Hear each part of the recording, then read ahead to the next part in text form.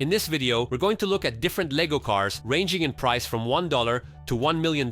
We will compare their strength and generally try to test them in different ways.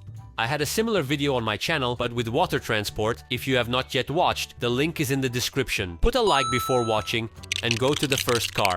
This is a Tesla Cybertruck, and it's like it's made in microscale. Basically, you can use it in your mini town, but actually I think it's much more interesting if you imagine that this car is radio controlled and the figure can play with it.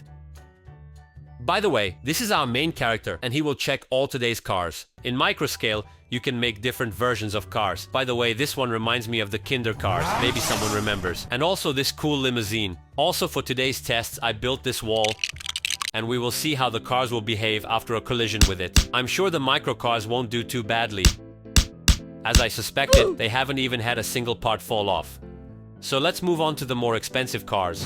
I decided to build such a mini car, and this car is something similar to the Smart from real life. It already fits a figure and even has a small luggage compartment where we can put a suitcase with things. Of course, this car is not particularly fast, but for driving around the city, it is perfect. And its plus is that it takes up little space and it can be parked without any problems. Let's see how it copes with cross-country driving. Because it's got small wheels, it's very hard for our car to drive in those conditions. We're also going to test its strength and speed.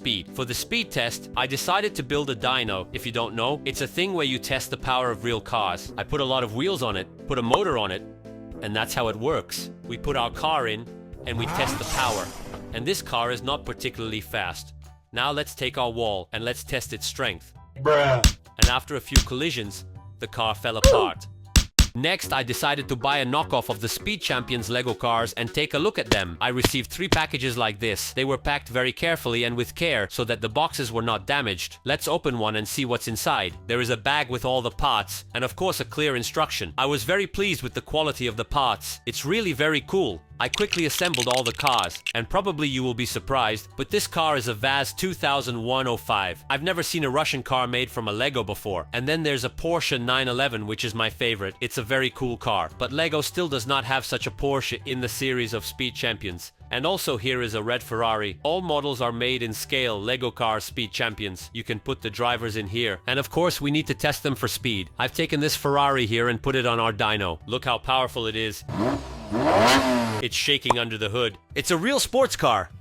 At the end of the video, you will see the most expensive car that not every LEGO minifigure can afford. Now, I will show you more affordable cars for minifigures. I've made these 3 LEGO City scale cars like this. They're all 6 pins wide. There's a cab, a police car, and a cargo van. I think they all fit the LEGO City scale very cool, but the only downside is that you can't put a figure inside because it's a very unusual design, and in general, the cars are quite fragile, so they're unlikely to pass our wall test. But we'll find out after we've tested the power of the motor, and these cars are quite fast. The cab has ripped out the rear suspension. Let's do a crash test now, like the cab.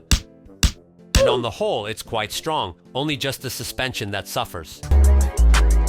Then I bought this cool set at one of the flea markets. It has a really cool racing car on tracks and radio control. I quickly assembled it, and it turned out to be a really cool car. However, it is too big for our minifigure, and something tells me that this car will pass even our crash test easily. I put in new batteries and let's go try it out. It drives really cool. It drives quickly on the wooden floor. Let's make a couple of obstacles. For example, these cars. And our all-terrain vehicle is just like a monster truck.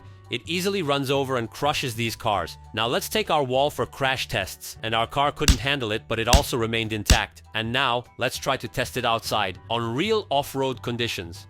And the all-terrain vehicle drives just great on off-road conditions. Thanks to the tracks, all obstacles are passed very easily. I also noticed this rock. Let's try to see if our off-roader can overcome this obstacle. On the first try, we turned over a bit.